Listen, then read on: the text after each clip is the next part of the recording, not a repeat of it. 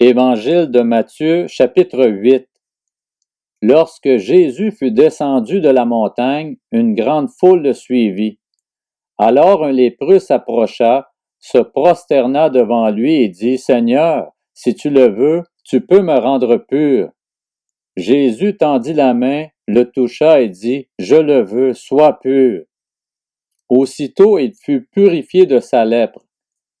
Puis Jésus lui dit, « Fais bien attention de n'en parler à personne, mais va te montrer au prêtre et présente l'offrande que Moïse a prescrite, afin que cela leur serve de témoignage. » Alors que Jésus entrait dans Capernaüm, un officier romain l'aborda et le supplia en disant, « Seigneur, mon serviteur est couché à la maison, atteint de paralysie, et il souffre beaucoup. » Jésus lui dit, « J'irai et je le guérirai. » L'officier répondit, « Seigneur, je ne suis pas digne que tu entres sous mon toit, mais dis seulement un mot, et mon serviteur sera guéri.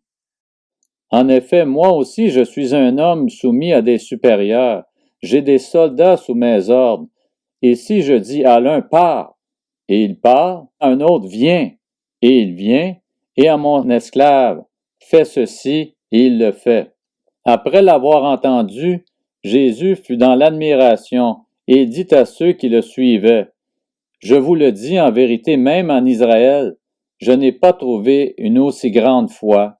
Or, je vous le déclare, beaucoup viendront de l'Est et de l'Ouest et seront à table avec Abraham, Isaac et Jacob dans le royaume des cieux. Mais ceux à qui le royaume était destiné seront jetés dans les ténèbres extérieures, où il y aura des pleurs et des grincements de dents. » Puis Jésus dit à l'officier, « Vas-y, et sois traité conformément à ta foi. » Et au moment même, le serviteur fut guéri. Jésus se rendit ensuite à la maison de Pierre.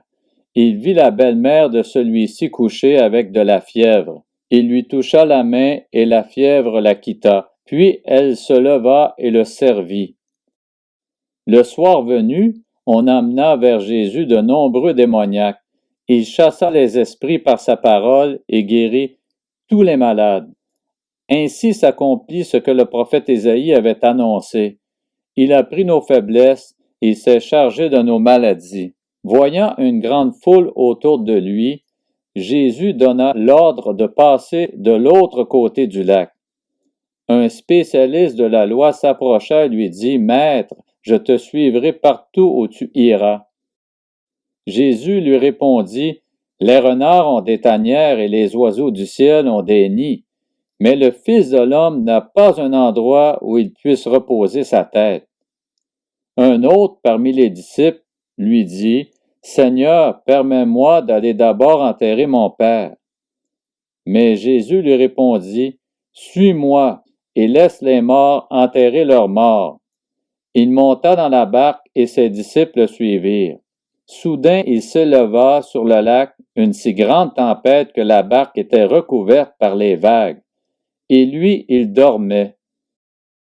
Les disciples s'approchèrent et le réveillèrent en disant, « Seigneur, sauve-nous, nous allons mourir. » Il leur dit, « Pourquoi êtes-vous si craintifs, hommes de peu de foi? » Alors il se leva, menaça les vents du lac, il y eut un grand calme.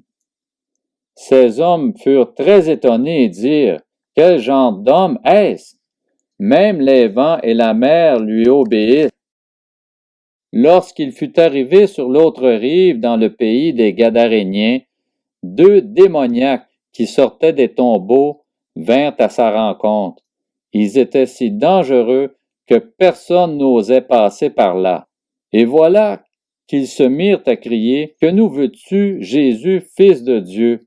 Es-tu venu ici pour nous tourmenter avant le moment fixé? » Il y avait loin d'eux un grand troupeau de porcs en train de chercher à manger. Les démons suppliaient Jésus, « Si tu nous chasses, permets-nous d'aller dans ce troupeau de porcs. » « Allez-y, » leur dit-il. Ils sortirent des deux hommes et entrèrent dans les porcs. Alors tout le troupeau se précipita du haut de la falaise dans le lac, et ils moururent dans l'eau. Les gardiens du troupeau s'enfuirent et allèrent dans la ville rapporter tout ce qui s'était passé et ce qui était arrivé au démoniaque. Alors tous les habitants de la ville sortirent à la rencontre de Jésus, et dès qu'ils le virent, ils le supplièrent de quitter leur territoire.